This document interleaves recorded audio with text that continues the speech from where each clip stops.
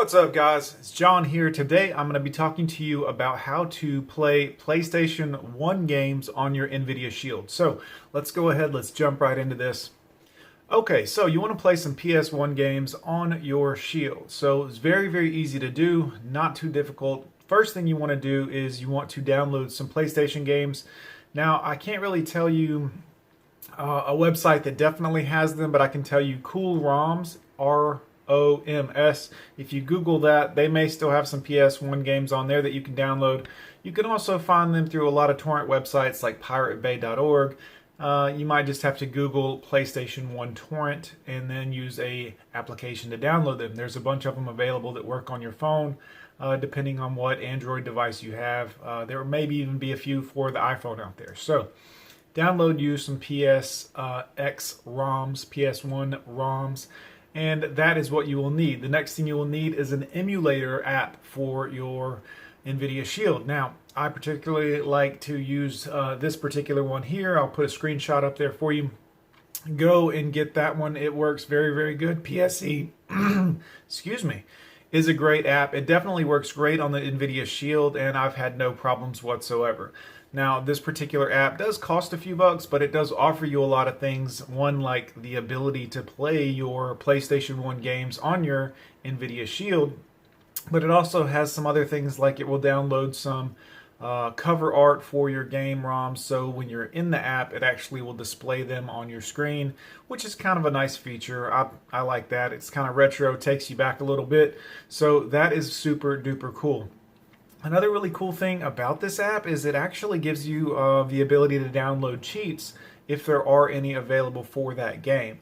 So if you're going back and playing an old game that you really liked and you want to have some of the cheats enabled, like Metal Gear Solid is a really good one to have the stealth cheat. Really, really cool. Helps you run through some of the harder parts of the game. And you can also get like weapon cheats, stuff like that. Again, not very hard, not very difficult at all to do. So once you've downloaded the file itself, you're going to need the to go through and set everything up, really. The PSX emulator, basically you're going to need to use your on-screen, you're going to be using your Nvidia Shield remote on that one, and the remote itself comes with the Nvidia Shield if you get the Pro model. If you didn't, I'll leave a link in the description below where you can buy the Nvidia Shield controller so that you can play using your controller, because that will definitely be a necessity in order to play these games. Controller itself, very similar to a PlayStation 1 controller, all the same basic buttons on there. So that makes it very easy for you to go through and play those games. Now, you'll need to go in and configure everything, make sure that your buttons are mapped to what you want them to be, trigger buttons, etc., for the system.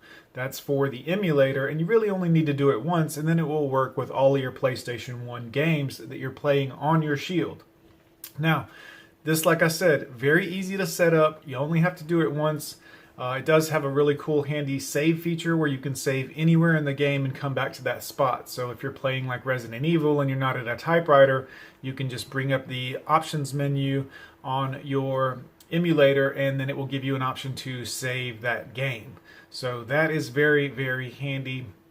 I haven't had any problems saving or anything like that. It's been really cool because you can always come back to the exact spot that you left off, which you couldn't do on the original PlayStation 1. You had to save only in designated areas.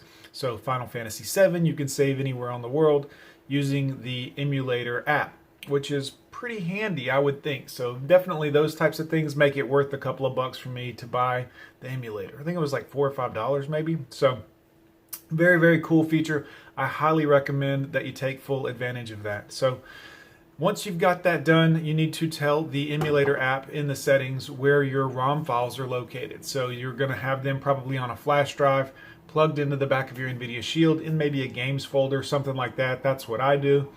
Put all of them in there in that flash drive, plug the flash drive into the Shield, open up your emulator app, go into settings, and it will say ROMs or ROM directory or something along that settings, will be in there. So click on that. Tell it where your files are saved, and that's pretty simple. You should be able to do that. Simply navigate to the folder where the flash drive is, go into the flash drive, go into the games folder, and then PS1 games or whatever you've titled it, and select that. Once that's all set up, you are good to go. So there's really not much more that you'll need to do as far as that's concerned. Now, if you do need to download like a BIOS file for the PlayStation 1, you can Google that. They're available everywhere. I would put that in the same folder that all of my games are in. It's only one file. It's really small. It's a quick download. And like I said, you can Google it. Very, very simple stuff there.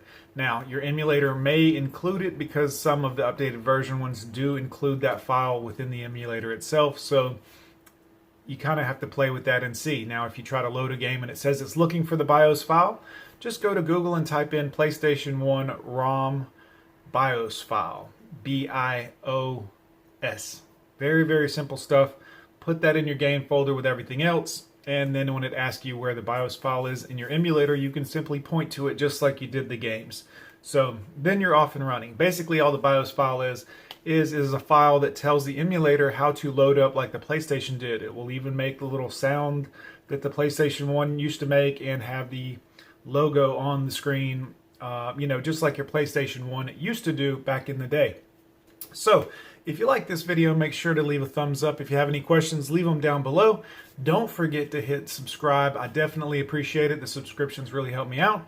And share this with a friend who's trying to play PlayStation 1 games on their Nvidia Shield, because it will definitely help get you off and running.